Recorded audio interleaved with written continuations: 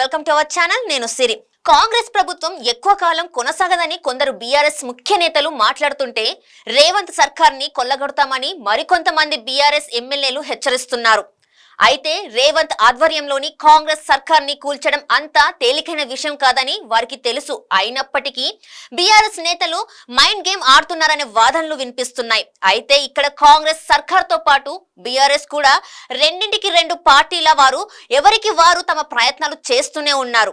అయితే కాంగ్రెస్ పార్టీ అధికారంలో ఉన్నందున ఆ పార్టీలో చేరడానికే బీఆర్ఎస్ తో పాటు ఇతర పార్టీ నేతలు చూస్తున్నారు.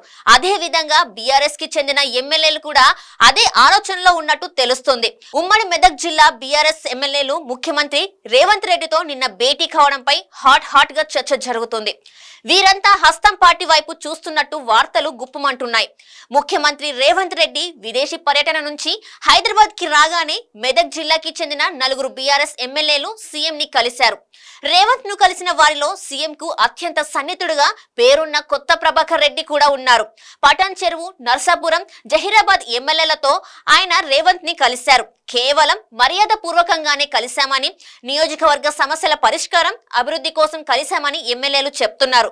కానీ ప్రస్తుతం ఉన్న పరిస్థితులలో బీఆర్ఎస్ ఎమ్మెల్యేలు రేవంత్ తో అంత మర్యాద పూర్వకంగా కలవాల్సిన అవసరం ఏముందనేది అందరూ వ్యక్తం చేస్తున్న సందేహం.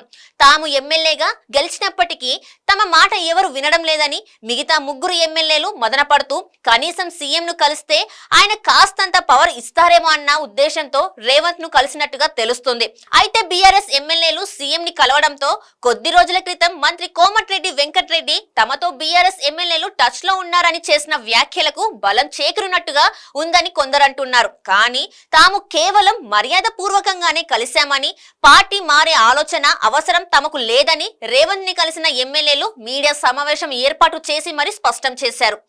ప్రభుత్వాన్ని కూలగొట్టాలన్న ఆలోచన చేసినా, లేదంటే కాంగ్రెస్ ఎమ్మెల్యేలతో బేరాలు ఆడినట్టుగా బయటకు వచ్చిన కల్టు చూపిస్తామని ఇప్పటికే సీఎం రేవంత్ రెడ్డి హెచ్చరించిన గతంలోనే రేవంత్ హెచ్చరించారు.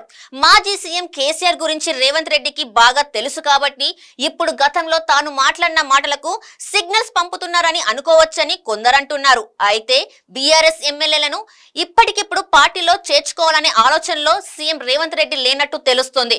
మరో 3 నెలల్లో పార్లమెంట్ ఎన్నికలు ఉన్నందున ఇప్పుడు అటువంటి ప్రయత్నం చేస్తే ఎన్నికలకు ముందు ప్రజలు కాంగ్రెస్ ని వ్యతిరేకించే ప్రమాదం ఉంటుంది. దీనికి తోడు ప్రస్తుతం తాము స్పష్టమైన మెజారిటీతో అధికారంలో ఉన్నారు కాబట్టి అటువంటి ప్రయత్నాలు చేసే అవకాశం లేదు. కానీ బీఆర్ఎస్ అధినేత కేసీఆర్ ని నమ్మే పరిస్థితులలో ఇటు కాంగ్రెస్ కానీ సీఎం రేవంత్ రెడ్డి గానీ లేరు. ఈ నేపథ్యంలో తమను ఏదైనా ఇబ్బంది పెట్టే పరిస్థితులను కనుక బీఆర్ఎస్ చేస్తే అంతకు రెండింతలు అనుభవించాల్సి ఉంటుందని హెచ్చరించే పరిస్థితులను ఇండైరెక్ట్ గా సీఎం రేవంత్ రెడ్డి కల్పిస్తున్నారని పొలిటికల్ విశ్లేషకులు అభిప్రాయపడుతున్నారు.